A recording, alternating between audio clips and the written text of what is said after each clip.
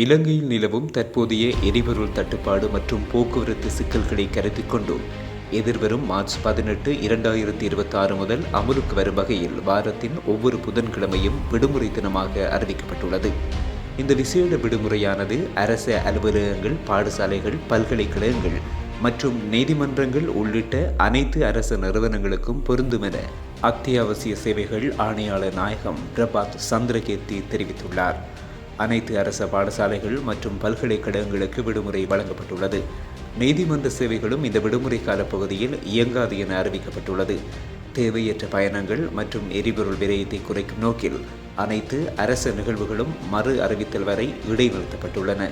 அரசாங்கம் முன்னெடுத்துள்ள இந்த வேலை திட்டத்திற்கு ஒத்துழைப்பு வழங்கும் வகையில் தனியார் நிறுவனங்களும் இதுபோன்ற விடுமுறை அல்லது வேலை நேர ஒழுங்கமைப்புகளை பின்பற்றுவது குறித்து பரிசீலிக்குமாறு ஆணையாளர் நாயகம் கேட்டுக்கொண்டுள்ளார்.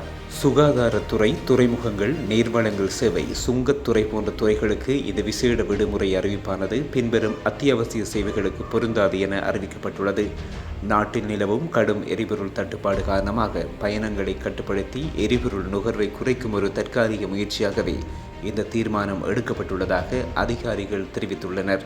எனினும் வைத்தியசாலைகள், மின்சாரம், நீர் வளங்கள் போன்ற அத்தியாவசிய சேவை பிரிவுகள் வழமை போன்று இயங்கும் என எதிர்பார்க்கப்படுகின்றது.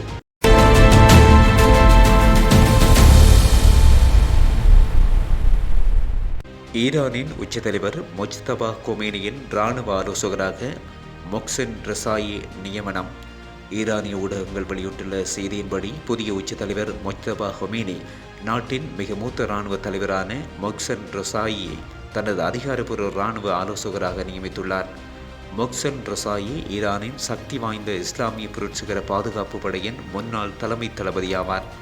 1980 தொடக்கம் 1988 காலகட்டத்தில் நடைபெற்ற வரலாற்று சிறப்புமிக்க ஈரான்-ஈராக் போரின் போது ஈரானின் இராணுவத்தை முன்னின்று வழிநடத்திய மிக முக்கியமான தளபதிகளில் ஒருவராக திகழ்ந்தவர். பாதுகாப்பு மற்றும் இராணுவ விவகாரங்கள் மட்டுமன்றி ஈரானின் பொருளாதார கொள்கைகளை வசூலிப்பதிலும் பல தசாப்த கால அனுபவம் கொண்டவர். தற்போது அமெரிக்கா மற்றும் இஸ்ரேல் உடனான போர் 17வது நாளை எட்டியுள்ள இக்கட்டான சூழலில் இத்தகைய அனுபவம் வாய்ந்த ஒருவர் ஆலோசகராக தேர்வு செய்தது புதிய தலைமையின் இராணுவ செல்வாக்கை வலுப்படுத்தும் ஒரு முக்கிய முயற்சியாக பார்க்கப்படுகிறது. இதன் மூலம் இராணுவத்தின் முழு ஆதரவையும் பெற்று எதிரிகளுக்கு எதிராக புதிய போர் வியூகங்களை ஈரான் வகுக்கக்கூடும் என எதிர்பார்க்கப்படுகிறது.